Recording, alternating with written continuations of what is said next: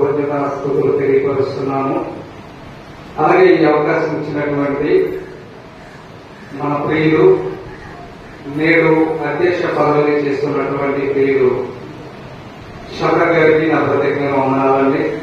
అలాగే ఈ అవకాశం ఇచ్చినటువంటి ప్రియులు ఆన్లైన్ బైబిల్ అకాడమీ డైరెక్టర్ గారు అయినటువంటి దాసరి రవి గారికి, అలాగే ఆన్లైన్ బైబిల్ అకాడమీలో బైబిల్ టీచర్ గా పనిచేస్తున్నటువంటి రాజ్ కుమార్ గారికి, అలాగే స్థానిక సంఘ సౌహార్దికులైనటువంటి యేసురత్నం గారికి, నా తోటి సహదాసులైన మీ అందరికీ నా ప్రత్యేకమైన వందనాలు తెలియపరుస్తున్నానండి. అందరికీ వందనాలు.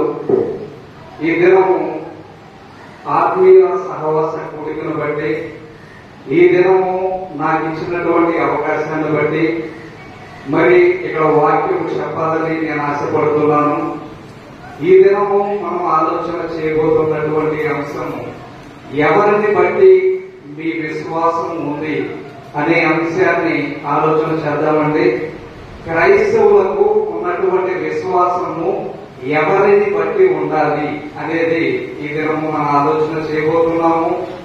చాలా మంచి సంగతులు ఉన్నాయి, విషయాలను ఒకటిగా వివరిస్తానని హెబ్రీయులకు రాసినటువంటి పత్రిక 11వ అధ్యాయము 1వ వచనం మనం చూసినట్లయితే, ప్రియ దేవుడు వారులారా, హెబ్రీయులకు రాసిన పత్రిక 11వ అధ్యాయము 1వ వచనం, విశ్వాసం అన్నది నిరీక్షింపబడు వాటి యొక్క నిజస్వరూపమును అదృశ్యమైనవి ఉన్నవనుటకు రుజువై ఉన్నది. విశ్వాసం దేనితో ముడిపెట్టాడు దేవుడు అని ఆలోచన చేస్తే, ఉదాహరణకు చెప్పాలి అని అంటే, నేను పట్టుకున్న మైకు ఉందని ఎవరైనా తెలుగుగలవారు ఎలా రుజువు చేస్తారని, ఈ మైక్ ఉందని, లేక ఈ టేబుల్ ఉందని ఎలా రుజువు చేస్తారు? కనిపిస్తుంది. నెక్స్ట్ దీనిని నేను అనుభవిస్తున్నాను, కావాలంటే శబ్దం చేసిన వినపడతాది. అవునండి, దీనికి రుజువు ఎలా ఉంది అంటే, ఒకటి మన పంచేంద్రియాల ద్వారా చూస్తున్నాము, ఇది వస్తువు ఉంది లేక మైక్ ఉంది అనేది ఒకటి చూస్తున్నాము, 2 వినియోగిస్తున్నాము, 3 దాని సౌండ్ కూడా మనకి వినిపిస్తున్నాయి. అవునండి, అలాగే విశ్వాసం ఉంది అనడానికి రుజువు ఏమిటి అనంటే ఆలోచన చేయాలండి. అదృశ్యమైనవి ఉన్నాయి అనేది మనం నమ్మడంలోనే, అంటే కంటికి కనిపించనిది కూడా ఏదో ఉంది అని నమ్మడంలోనే మన విశ్వాసం ఉంది. ప్రియ దేవుడు వారులారా, ఒక్కొక్కటి ఆలోచన చేస్తూ మనం ముందుకు కొనసాగితే, ఈ టేబుల్ ఉందనడానికి కొలత ఏంటండి అంటే, చూస్తున్నాము, అనుభవిస్తున్నాము, వినపడుతుంది. అలాగే మరొక లోకం, మరొక జీవితం ఉండడానికి కొలత ఏమిటి అని అంటే విశ్వాసము. అవునండి, విశ్వాసము. ఇప్పుడు మనము ఇంకా ముందుకు కొనసాగితే అబ్రహాము గారి గురించి ఆలోచన చేద్దాం. విశ్వాస వీరుల జాబితా నుంచి కొంతమంది విశ్వాసులను మీకు తెలియపరుస్తున్నాను. హెబ్రీయులకు రాసిన పత్రిక 11:8వ వచనం ఒకసారి మనం చూసినట్లయితే, ప్రియ దేవుడు వారులారా, అబ్రహాము పిలువబడినప్పుడు విశ్వాసమును బట్టి ఆ పిలుపునకు లోబడి తాను స్వాస్థ్యముగా పొందనయ్యున్న ప్రదేశమునకు బయలు వెళ్ళెను. మీరు చదివిన 1వ వచనంలో ఆ మాట ఎలా ఉందండి? అసలు ఆ హెబ్రీ గ్రంథకర్త ఏదో గాలి మాట మాట్లాడినట్టుగా ఉంది కదండి. కనబడంది మనం నమ్మాలి అని చెప్పినట్టుగా ఒక గాలి మాటలా ఉంది. కానీ ఆయన ఎంత ఖచ్చితంగా చెబుతున్నాడు అంటే, ఈ జీవితము శాశ్వతమైనది కాదు, మరొక జీవితం ఉంది. ఇది బంధువుల మీద కానీ, మీకున్నటువంటి లోక ఆశల మీద కానీ మీరు మనసు కేంద్రీకరణ ఉంచొద్దు, మరొక జీవితం ఉంది, దాని మీద ఉంచండి అని చెప్పి ఈ గ్రంథకర్త తెలియజేస్తున్నాడని. అందుకనే అందులో కొంతమంది భక్తుల జీవితాలను చూపిస్తూ మనకు తెలియపరుస్తున్నాడు. ఇప్పుడు చదవండి 8వ వచనం. అబ్రహాము పిలువబడినప్పుడు విశ్వాసమును బట్టి ఆ పిలుపునకు లోబడి తాను స్వాక్షముగా పొందనై ఉన్న అది ఆ ప్రదేశమునకు బయలు వెళ్ళను. సరిపోతుందండి. ఇప్పుడు అబ్రహాము గారు పిలువబడ్డారు. పిలువబడినప్పుడు అబ్రహాము గారు ఉన్నటువంటి ఏరియా పరిస్థితి ఏమిటి అని ఆలోచన చేస్తే ఆయన ఉన్నది ఊరు అనే కల్దీయ పట్టణంలో ఉన్నారండి. మెసొపొతేమియా అనే ప్రాంతంలో. భౌతికంగా ఆలోచన చేస్తే అక్కడ వర్తకానికి మంచి అనుకూలతలు ఉన్నటువంటి ప్రదేశంలో ఎవరున్నారు అంటే అబ్రహాము గారు ఉన్నారు. భౌగోళికంగా కూడా ఆ ల్యాండ్ కి గిరాకీ ఎక్కువ. అయితే అబ్రహాము గారు ప్రయాణం అయిపోయారు. సరే, ఎగ్జాంపుల్ చెప్పాలి అంటే ఒకవేళ అబ్రహాము గారి ఇంటి పక్కనే మన ఇల్లు ఉందనుకోండి. అబ్రహాము గారు వెళ్ళే సమయానికి అబ్రహాము గారంట తనకు కలిగినవన్నింటినీ కూడా ప్యాక్ చేసుకుంటున్నారన్నారు. మొత్తం ప్యాక్ చేసుకుంటూ ఉంటే ఆ పక్కనే మన ఇల్లు అనుకోండి. మనం అడుగుతున్నాం, అయ్యా మీరు ఎక్కడ నుండి వేరే ఊరు వెళ్ళిపోతున్నారు, ఎన్ని రోజులు ఊరు మరలా వచ్చేటట్టు లేరు అని అంటే ఆయన అంటాడు, అవును ఇక్కడ నుండి వెళ్ళిపోతున్నాను. సరే, ఇక్కడ వరకు బాగానే ఉంది. ఇప్పుడు మరొక ప్రశ్న అడుగుదాం. ఏమిటి అంటే ఎక్కడికి వెళుతున్నారయ్యా అని అడిగితే ఆయన చెప్పే సమాధానం విని మనకి కొంచెం పిచ్చి పట్టేస్తారు. ఆయన చెప్పే సమాధానం ఏంటనుకున్నారు? అబ్రహాము గారు చెప్పే సమాధానం చెప్పండి. మీరు ఎక్కడికి వెళుతున్నారు అంటే ఆయన చెప్పే సమాధానం ఏంటో తెలుసా అండి? మరొక పర్యాయం చదవండి. అదే 8వ వచనం. మరి అబ్రహాము పిలువబడినప్పుడు విశ్వాసమును బట్టి ఆ పిలుపునకు లోబడెను. తాను స్వాక్షముగా పొందనయ్యున్న ప్రదేశమునకు బయలువెళ్ళెను. మరియు ఎక్కడికి వెళ్ళవలెనో ఎరుకకయే. మనం అడిగితే ఆయన అలా అంటే ఏమనుకుంటామండి? మరి ఎక్కడికి వెళ్తున్నారో తెలియకుండా ఎలా వెళ్తున్నారయ్యా అంటే ఆయన ఏం చెప్తారనుకున్నారు? దేవుడు నన్ను వెళ్ళమన్నాడు, నేను వెళ్తున్నాను. ఎక్కడికి వెళ్తున్నానో నాకు తెలియదు అన్నాడు. వెళ్ళినందుకు ఆయనకి ఏమిస్తాడండి దేవుడు అని అంటే? ఏమిస్తాడండి దేవుడు? తర్వాత విశ్వాసమును బట్టి అతడును అతనితో ఆ వాగ్దానమునకు సమాన వారసులైన ఇస్సాకు, యాకోబు అనువారు గుడారములలో నివసించుచు అన్యుల దేశములో ఉన్నట్లుగా. వాగ్దత దేశము అనంటే ప్రమాణము చేసిన దేశము, స్వాచ్ఛముగా పొందలయ్యున్న దేశము. ఎవరిని? అబ్రహాము గారు. ఆ దేశంలో ఉదాహరణకు చెప్పాలి అంటే అబ్రహాము గారు ఎలా ఉన్నారంటే అటువంటి టెంట్ వేసుకుని ఉన్నారన్నారు అబ్రహాము గారు. ఎక్కడైనా ఆయన ఉంటాం టెంట్ వేసుకుని అనంటే వాగ్దత్త దేశములో, సొంత దేశములో టెంట్ వేసుకుని ఉన్నారన్నారు. ఉదాహరణకు చెప్పాలి అంటే ఇప్పుడు మన విజయవాడ మన రాజధాని. ఎవరండి? ఆ రాజధానిలో 1 ఎకరం స్థలం ఉంటే, లేకపోతే మంచి సెంటర్ లో స్థలం ఉంటే మన కళ్ళు ఎలా ఉంటాయండి? మన పరిస్థితి ఎలా ఉంటుంది ఆలోచించారా? కానీ సొంత దేశంలో అంట ఆయన ఎలా ఉన్నాడు అంటే పారావాసి, అన్యుల దేశంలో ఉన్నట్టుగా ఉన్నాడంట. నీకు నాది కాదు అన్నట్టుగా ఉన్నాడంట. ఎందుకయ్యా ఈ దేశం అంతా నీదే కదా, ఈ ల్యాండ్ అంతా నీదే కదా, ఎంతలో ఎందుకున్నావయ్యా అని ఆయన అడిగితే ఆయన ఏమంటాడు తెలుసండి?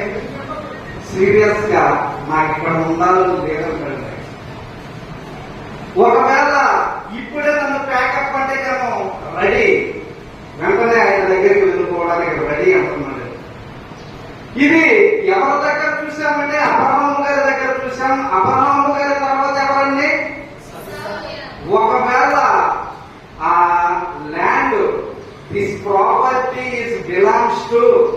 సో అండ్ సో అంటే ఎవరైతే ఉన్నారో వారి పేరు మీద అబ్రహాం గారి తర్వాత డాక్యుమెంట్స్ తిరగవేస్తే ఎవరుంటారు అంటే ఇస్సాకు ఉన్నారు. ఇస్సాకు గారు ఎలా ఉన్నారు అంటే ఇస్సాకు గారు కూడా అబ్రహాం గారి లాగానే గుడారంలో నివసించారంటండి.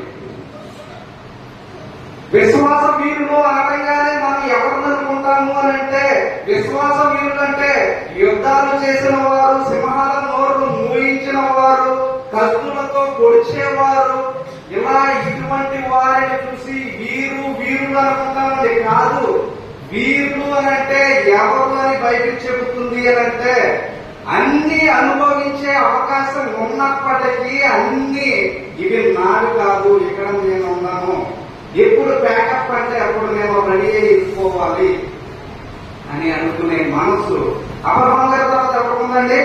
అక్కడ మరొకసారి చదవండి 9వ వచనం. విశ్వాసమును బట్టి అతనును అతనితో ఆ వాగ్దానమునకు సమాన వారసులైన ఇస్సాకు పొందండి. ఇస్సాకు గారు ఏమి పెద్ద వీరుడేం కాదండి. ఆయన గురించి విరోచిత కార్యాలేమి బైబిల్లో రాయబడలేదండి.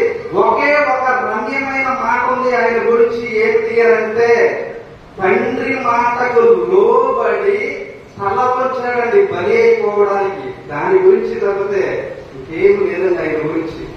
కదా విరోచిత కార్యాలు. కానీ ఆయన పేరు విశ్వాస వీరుల జాబితాలో ఎందుకుంది అంటే ఆయన తగ్గించుకుని బ్రతకడాన్ని బట్టి విశ్వాసుల వీరుల జాబితాలో ఆయన పేరు ఉందండి. ఇంకా ఆయన గురించి మరొక మాట చెప్పాలి అంటే ఆ ల్యాండ్ అంతా ఎవరిదండి? ల్యాండ్ ఎవరిదండి? అబ్రహాం గారిది. అబ్రహాం గారి ల్యాండ్ అయితే అక్కడ అన్యులు బావులు తవ్వుతూ ఉంటే అన్యులు అక్కడ ఉన్నారు. ఆ ప్రాంతంలో ఒక ప్రాంతంలో ఇస్సాకు గారు బావులు తవ్వుతూ ఉంటే ఏంటంటే నువ్వు ఎక్కడ బావులు తవ్వుతున్నావు వద్దు అని అంటే వద్దా బ్రదర్, ఓకే సరే నేను వేరే చోటకి వెళ్ళి తవ్వుకుంటాను అని అన్నాడు. కానీ ఏంటయ్యా ఏమంటున్నావు, ఈ ల్యాండ్ ఎవరిది, మా అయ్యది, నీకు సంబంధం ఏంటి అని అన్నాడండి. ఎందుకని అనలేదనుకున్నారు? వెళ్ళిపోయేవారు ఇక్కడ ఉండను అనుకునేవారు ఇలా ఉంటారండి. కానీ ఇక్కడే ఉండిపోతాం అనుకునేవారు ఎలా ఉంటారనుకున్నారు? పక్క పక్కనే అన్నదమ్ములు ఉంటారండి, పక్క పక్క రూముల్లోనే. ఎంత ఒక చామడు ఇటు కానీ అటు కానీ వస్తే ఊరుకుంటారండి? ఊరుకునే పరిస్థితి లేదు. ఆలోచిస్తున్నారండి. ఇస్సాకు గారి గురించి చూసాము, అబ్రహాం గారి గురించి చూసాము. మరొక వ్యక్తి ఉన్నారు ఆయన తర్వాత అబ్రహాం గారు వారసులలో నుండి కొడుకుని చూసాము. మనవడిని చూద్దాము. మనవడు ఒక ప్రాంతం వెళ్ళిపోయాడు, అక్కడ సంపాదించుకున్నాడు. ఆయన ఎక్కడికి వెళ్ళాడు అని అంటే మన ఊళ్ళందరూ గంటలు తలుచుకోండి. అలాగే ఆయన విదేశాలకు వెళ్ళిపోయాడు. విదేశాలకు వెళ్ళి ఏం చేశాడు అనుకున్నారు? ఆయన మన ఊళ్ళందరూ ఏం చేస్తారండి? మన ఏరియాలో ఒక మాట ఉంటుంది. ఏం మాట అంటే పైకి కావాలండి, పైకి కావా ఇస్సాకు గారి సారీ యాకోబు గారు చేసి పైకి కావు కదండి. పైకి కావాలంటే బాల్యవనం. యాకోబు గారు తన భార్యను ప్రేమిస్తూ తన భార్య కోసం తన మామగారి దగ్గర బాల్యవనం చేశాడు. గొర్రెలు కాసుకున్నాడు, చాలా సంపాదించాడండి. తిరిగి వచ్చేస్తున్నాడు. వచ్చేసేటప్పుడు నిన్ను చంపడానికి మీ అమ్మ సిద్ధంగా ఉన్నాడంటే నది దాటే వరకు యాకోబు గారి పరిస్థితి ఏమిటి అంటే సంపాదనలోనే ఉన్నాడు. నది దాటేసిన తర్వాత దేవా నా దగ్గర ఉంటే ఎంత లేకపోతే ఎంత, ఇది మా అన్నకే ఇచ్చేస్తానని చెప్పి ఇచ్చేసాడు. నది అవతల ఉన్న చోటు ఈ యాకోబు గారి పరిస్థితి ఏంటంటే ధనంతోనే ఉన్నాడు. కానీ నది యువతలకు ఎప్పుడు దాటాడో అప్పుడు దేవా నీ ఉంటే నాకు చాలా ఉన్నాడని కలిగినంతా వదిలేసుకున్నాడు.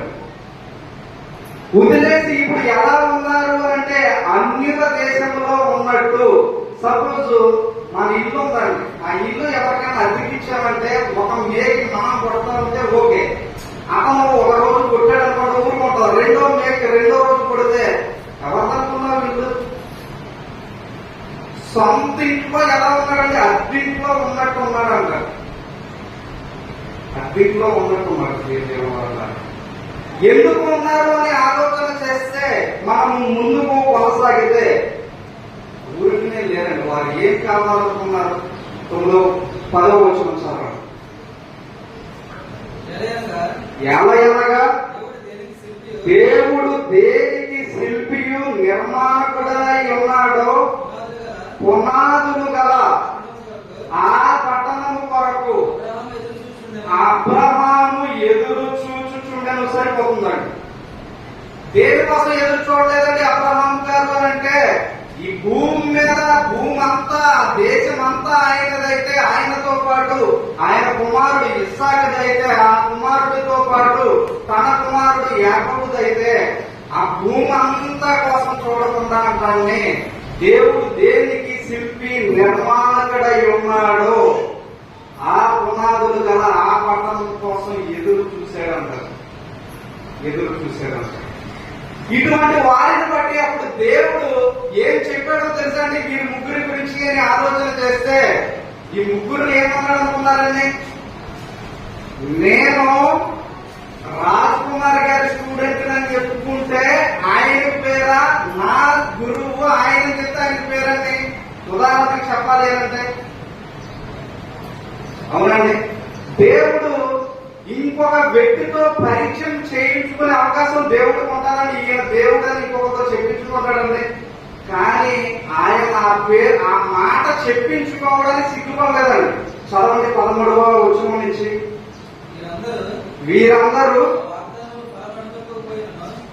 వీరందరూ వాగ్దాన ఫలము అనుభవింపకపోయినను దూరము నుండి చూచి వందనము చేసి తాము భూమి మీద పరదేశులమును యాత్రికులమై ఉన్నామని ఒప్పుకొని విశ్వాసము గలవారై వారికి ఎంత కలిగి ఉందో అదంతా కూడా మాకెందుకు పనికిరాదని వదిలేసుకుంటే అప్పుడు దేవుడు ఏమనుకున్నాడంటేనండి, చదవండి. వృద్ధులుంది ఇలాగూ చెప్పువారు తమ స్వదేశమును వెతుకుచున్నామని విశదపరుచుచున్నారు కాగా వారు ఏ దేశము నుండి వచ్చులో 16వ వచనం చదివే. అయితే వారు మరీ శ్రేష్టమైన, అంటే ఈ దేశమేమో మంచిది కాదా, ఇచ్చిన దేశం కంటే మరీ శ్రేష్టమైన దేశము అనగా పర సంబంధమైన దేశమును కోరుచున్నారు. అందుచేత తాను వారి దేవుడునని అనిపించుకొనుటకు దేవుడు వారిని గూర్చి సిగ్గుపడలేదంటండి. సిగ్గుపడతాడండి దేవుడు? దేవుడు అలా పరిచయం చేసుకునే వ్యక్తి అండి దేవుడు కాదు కదండి, అవునా కదా? కానీ ఎలా పరిచయం చేసుకున్నాడు మీరు చాలా సమయాల్లో చదువుకుంటారు. అబ్రహాము, ఇస్సాకు, యాకోబుల దేవుడని ఈ మాట అనిపించుకోవడానికి దేవుడు అంతా సిగ్గుపడలేదంట. ఇప్పుడు మనం ఎంతమందిని చూసామండి? మనం విశ్వాసంలో ముగ్గురిని చూసామండి. ఎవరెవరు అంటే అబ్రహాము, ఇస్సాకు, యాకోబు. అవునండి.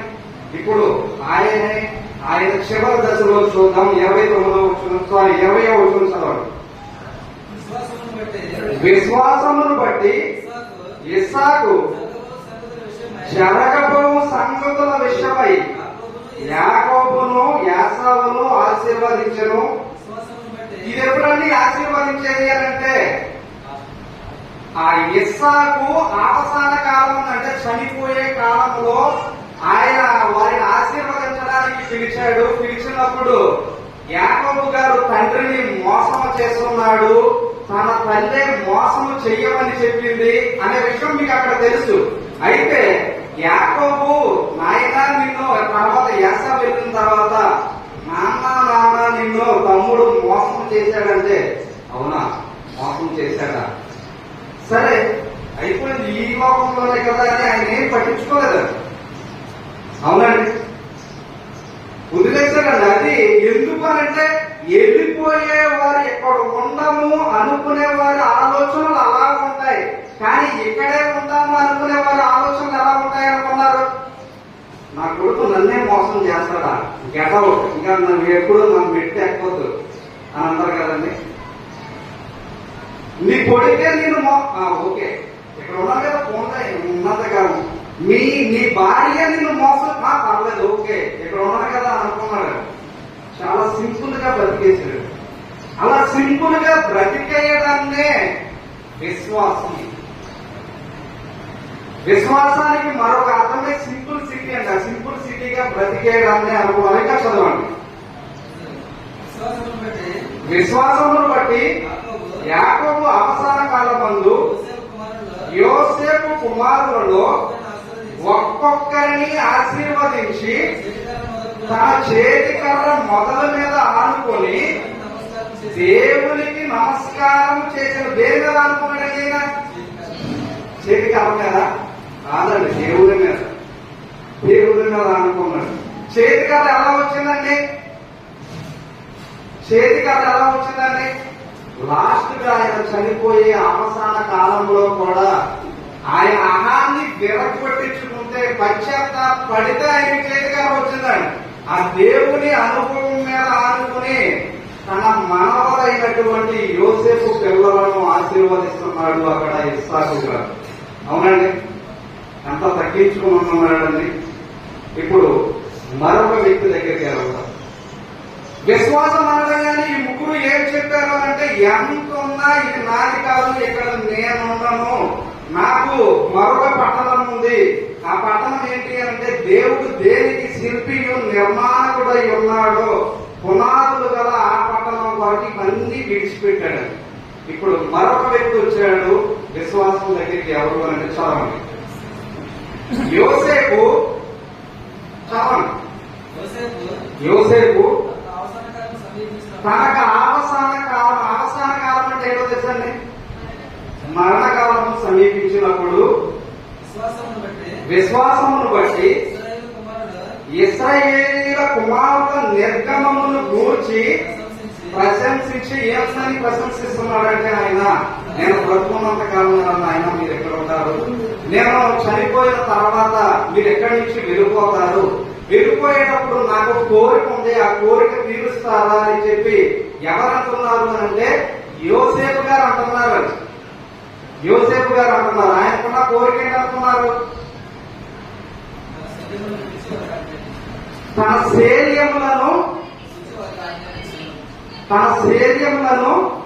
కూర్చి వారికి ఆజ్ఞాపించాడు. శైల్యం అంటే ఏంటండి? వెముకలను కూర్చి చెబుతున్నాడు. ఏమని చెప్తున్నాడు అనుకున్నారు? అది ఏ దేశం అండి ఆయన చెప్పేది? ఐగుప్తులో ఉన్నప్పుడు చెబుతున్నాడు. ఐగుప్తులో ఒకదానికి మంచి క్రేజ్ ఉంది. ఏంటనుకున్నారు? ఐగుప్తు అనగానే మీ పుస్తకాల్లో ఉంటాయి, మీరు చదివినప్పుడు ఉంటాయి. ఏంటనుకున్నారు? పిరమిడ్స్. ఆ టైంలో పిరమిడ్స్ కి బాగా గిరాకీ ఉంది. యోసేపు గారు చనిపోయారు, ఆ పిరమిడ్స్ లో పెట్టారు. పెడితే బాగా ఉంటది కదా, ఇక్కడే ఉంచేయండి, అంతకంటే మంచిదేముంటుంది అనుకుంటారు కదండి. కానీ ఏ దేశం అంటే అన్యుల దేశం, నేను ఈ అన్యుల మధ్యన ఉండుకోకూడదు, నాకు ఒక విశ్వాసం ఉంది, నా పితరులు పూర్వీకులు చనిపోయి ఏ ప్రాంతంలో ఉన్నారో ఆ ప్రాంతంలోనికి తీసుకువెళ్లి నన్ను సమాధి చేయండి. సమాధానంగానే పెట్టుకో పెట్టడం అనగానే పెట్టుకో పెట్టించుకున్న వాడికి తెలియదేమో, పెట్టులో పెట్టినోడికి తెలియదేమో. క్రైస్తవ్యానికి ఒక ఉద్దేశం ఉంది. ఏమిటి అంటే భద్రపరచడం అండి, మన దేహాన్ని భద్రపరచడం. ఎందుకంటే మరొకసారి మనము కూడా లేస్తాము. ఇప్పుడు ఈ యోసేపు గారు ఏం చెబుతున్నారు అంటే, తన శైల్యములను తీసుకుని వెళ్లి తన పితరుల సమాధి దగ్గర పాతి పెట్టమని ఎందుకు చెప్పారు అంటే, ఆయన విశ్వాసం. నీ విశ్వాసం అంటే ఏమిటి అని అంటే ఆయన శైల్యాలను తీసుకెళ్లి కట్టడం. అబ్రహాం గారు, ఇస్సాకు, యాకోబు గారి విశ్వాసం ఏమిటి అంటే ఎంతున్నా లేనట్టు వాగ్దత్త దేశంలో కూడా అన్యుల దేశంలో బ్రతికినట్టుగా బ్రతకడం వారి విశ్వాసం. యోసేపు గారి విశ్వాసం ఏమో తన ఎముకలను తీసుకెళ్లి తన పితరుల సమాధిలో పాతి పెట్టడం. ఎంతమందిని చూసాం? ఎప్పుడైనా మనం నలుగురిని చూసాం. మరొక వ్యక్తి దగ్గరికి వెళ్దాం. మరొక వ్యక్తి ఎవరు అని అంటే మోషే గారు. మోషే గారి గురించి ఆలోచన చేస్తే 24వ వచనం నుంచి మోషే పెద్దవాడైనప్పుడు విశ్వాసమును బట్టి ఐగుప్తు ధనము కంటే క్రీస్తు విషయమైన నింద గొప్ప భాగ్యమని ఎంచుకుని అల్పకాలము పాపభోగం. ఒక నిమిషం నా వైపు చూడాలి. అల్పకాలము పాపభోగం. మోషే గారు భూమి మీద ఎంతకాలం బ్రతికారు? 120 సంవత్సరాలు. 120 సంవత్సరాల్లో ఆయనకు ఆస్తి ఎంత ఉందో ఉంటారండి? ఎవరి కుమారుడు ఇప్పుడు ఈయన? ఫరో కుమార్తె యొక్క కుమారుడు. అంటే ఫరో తర్వాత ఫరో అనే మాటకు అర్థం, ఫరో అనే మాటకు అర్థం చెప్పాలి. అందరికీ తెలుసు. మీరు రాజు. ఫరో అనే మాటకు అర్థం రాజు. రాజు తర్వాత రాజు ఎవరు అవుతారండి? మోషే గారికి ఎన్ని సంవత్సరాలు బ్రతికారండి? 120 సంవత్సరాలు. అయితే ఆయన అంటున్నాడు అండి 120 సంవత్సరాలని అల్పకాలం పాపభోగం. మనం ఎంతకాలం బ్రతుకుతామండి? యాకోబు పత్రికలో మనం ఎంతకాలం బ్రతుకుతామో యాకోబు గారు చెప్పారు. ఎంతకాలం అండి? నీటి మీద బుడగ. కానీ కొద్దిగా ఒక జ్ఞానం అవతలకి వెళ్తే మోసే గారు అయితే అల్పకాలం పాపభోగం అనుభవించడం కంటే క్రీస్తు విషయమైన ఎంత ఒక భాగ్యం అని ఎంచుకున్నాడు. ఎంచుకుని ఒకసారి ఒక విషయం చెప్తాను. ఏంటంటే అమ్మ అనంటే ఫరో తర్వాత ఫరో ఎవరండి?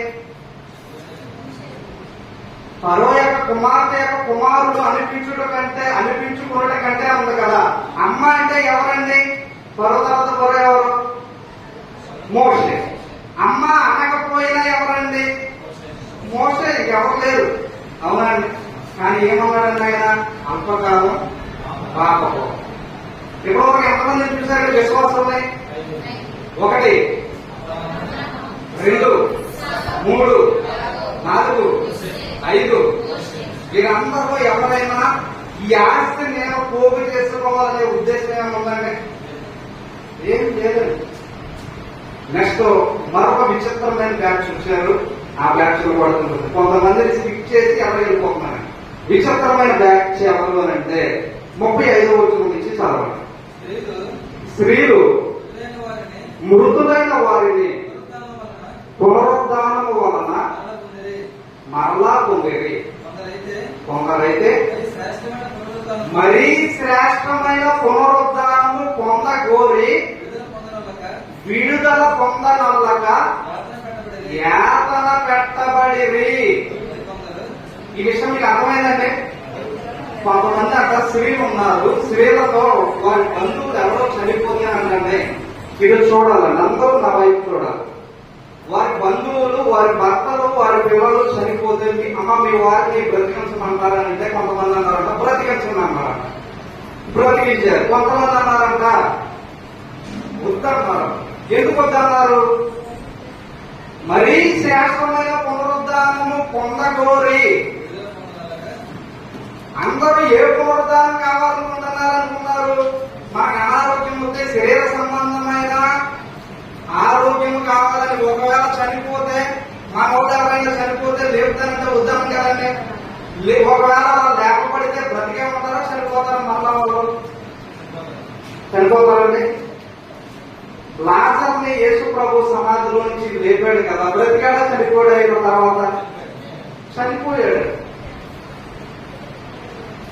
ఈ లోక సంబంధమైన పునరుద్ధానం కోసం చూస్తున్నామేమో. ఈ లోక సంబంధమైన పునరుద్ధానం పనిచేయదు. మరీ శ్రేష్టమైన పునరుద్ధానం ఒకటి ఉంది.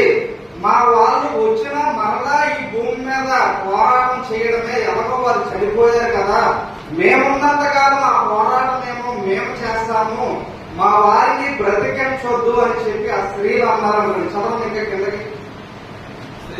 స్త్రీలు మృతులైన తమ వారిని పునరుద్ధానము వలన మరలా పొందిరి. కొందరైతే మరీ శ్రేష్టమైన పునరుద్ధానము పొందగోరి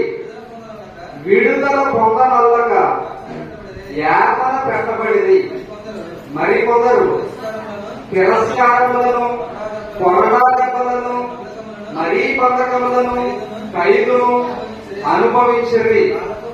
రాళ్లతో కొట్టబడిరి, రంపములతో పోయబడిరి, శోధింపబడిరి, ఖడ్గముతో చంపబడిరి. అమ్మ, ఈ బాధలన్నీ ఎందుకు మీకు? ఇలా పోయబడడం, ఇలా కొట్టబడడం. ఈ వారిని బ్రతికిస్తామంటే వారు వద్దనుకున్నారు. ఎందుకనుకున్నారు? వారికి ఈ లోకము ఆ వచనం లాస్ట్ లో ఉంది చూడండి. వారికి ఈ లోకము 38వ వచనం లాస్ట్ లో ఉందండి. యోగ్యమైనది కాదు అని అనుకున్నారండి. మాకు ఈ లోకం యోగ్యమైనది కాదు. మేము ఈ కొరడా దెబ్బలు తినడానికైనా, నక్కబోయలలో దాక్కోవడానికైనా, హింసించబడడానికైనా, చంపబడడానికైనా మేము సిద్ధమే. ఎందుకంటే మాకు ఈ లోకము యోగ్యమైనది కాదు అని అనుకున్నారు. వీరందరికీ వచ్చి చెబుతూ, ఇప్పుడు మీ విశ్వాసం ఎవరిని బట్టి ఉండాలి? మన పాట పేరు ఏంటన్నారండి? ఎవరిని బట్టి మీ విశ్వాసము? ఎంతమందిని బట్టి? ఇప్పుడు ఎంతమందిని వచ్చి చూశారండి? 5 మరొకసారి వారి పేరు చెప్పండి. అబ్రహాము, ఇస్సాకు, యాకోబు, యోసేపు, మోషే, లాస్ట్ గా కొంతమంది గాడ్ శ్రేణిని చూశారు. అవునండి. వీరందరిని బట్టి మీ విశ్వాసం ఉండకూడదమ్మని లాస్ట్ గా హెబ్రీ గ్రంథకర్త ఏం చెప్పాడు అంటే, అధ్యాయము మారిన తర్వాత 1-2 వచనాలు చదవండి. ఇంకా టైం ఉందండి. అయిపోయిందా? లాస్ట్ గా 12వ అధ్యాయం 1-2 వచనాలు చదవండి. ఎంత గొప్ప సాక్షి సమూహము మేఘం వలె మనలను ఆవరించి ఉన్నందున మనము కూడా ప్రతి భారమును, సులువుగా చిక్కులు పెట్టి పాపమును విడిచిపెట్టి విశ్వాసమునకు కర్తయు దానిని కొనసాగించిన వాడునైనా ఎవరి వైపు చూడాలని? ఇప్పుడు అబ్రహాం వైపా, ఇస్సాకు వైపా, యాకోబు వైపా, మోషే వైపా, కొందరు స్త్రీల వైపా అంటే వారెవ్వరి వైపు కాదు. విశ్వాసానికి కర్త, దానిని కొనసాగించేవాడైన యేసు వైపు చూడండి. ఎందుకంటే ఆయన ఈ లోకములోనికి వచ్చి ఏం చేయాలో చేసి చనిపోయి తిరిగి లేచాడు. మనకి ఒకటి దృశ్యమైనది చూపిస్తూ అదృశ్యమైనది ఉన్నది. ఏమిటి అంటే, భూమి మీద ఆయన సమాధి ఖాళీగానే ఉంది, దృశ్యముగా కనపడుతుంది. అదృశ్యమైనది ఏమిటి అంటే, ఆయన తిరిగి లేచి తండ్రి దగ్గరికి వెళ్ళాడు. ఒకవేళ మీరు చనిపోయినా, ఇప్పుడు సమాధిలో పెట్టబడ్డారేమో, ఆయన వచ్చినప్పుడు ఆయన తిరిగి లేపుతాడు. అదృశ్యమైనది ఉంది, మీరు దాన్ని నమ్మండి అని చెప్పి, విశ్వాసానికి కర్త, దానిని కొనసాగించువాడునైనా యేసు వైపు చూడండి అని చెప్పి హెబ్రీ గ్రంథకర్త తెలియపరుస్తున్నాడు. లాస్ట్ గా ఒక వచనం చదువుకుని ముగించుకున్నాం. హెబ్రీలకు రాసిన పత్రిక 13వ అధ్యాయము 14వ వచనం చదివి ముగించుకున్నాం. నిలువరమైన పట్టణం మనకి ఇక్కడ లేదు, కానీ ఉండబోచున్న దాని కోసము ఎదురు చూపుతున్నాము. సరిపోతుంది. మనకి నిలవరమైన పట్టణం ఇక్కడ లేదు. పేట తేటగా అక్కడక్కడ పలసగా కనిపించకుండా చెబుతూ ఉంటే ఎవరు విశ్వసించారంటే అబ్రహాము, ఇస్సాకు, యాకోబు గారు. వారికి పరలోకం ఉందని తెలిసిందే యేసుక్రీస్తు గురించి పెద్ద ఏం తెలియదు వారికి. అయినా కానీ అది కూడా పూర్తిగా తెలియదు, కానీ అప్పుడే వారు విశ్వాసం ఉంచారు. మోషే గారికి అయితే యేసుక్రీస్తు ఉన్నాడు అనే విషయం ఆయనకు తెలుసండి. ఒకవేళ పరలోకములో తండ్రి అయిన దేవుడు యేసుక్రీస్తు లేకపోతే మీకు పరలోకం కావాలంటే ఇస్సాకు, యాకోబు, అబ్రహాం ఏమంటారండి? పరలోకం కావాలంటారా? దేవుడు ఉన్నాడు కాబట్టి కావాలన్నారు. ఒకవేళ దేవుడు లేకపోతే వద్దంటారు. అది కూడా భూమి మీద ఏమొద్దు జరుగుతున్నారు అంటే ఒక దేశాన్నే వద్దనుకున్నారు. అక్కడ దేవుడు యేసుక్రీస్తు లేడు అని అనుకుంటే పరలోకం కూడా వద్దనుకుంటారండి వాళ్ళు. కనుక దేవుడు అక్కడ ఉన్నాడు కాబట్టి, యేసుక్రీస్తు అక్కడ ఉన్నాడు కాబట్టి మీరు పరసంబంధమైన వాటి మీద మీ మనసు ఉంచండి అని చెప్పి హెబ్రీ గ్రంథకర్త మనకు విశ్వాసం అంటే ఏమిటో తెలియాలంటే దీన్ని తెలియపరిచాడు. ఇప్పటి వరకు ఓపికగా ఉన్న మీ అందరికీ నా కృతజ్ఞతలు. అందరికీ ముగిస్తున్నాము. అందరికీ వందనాలు.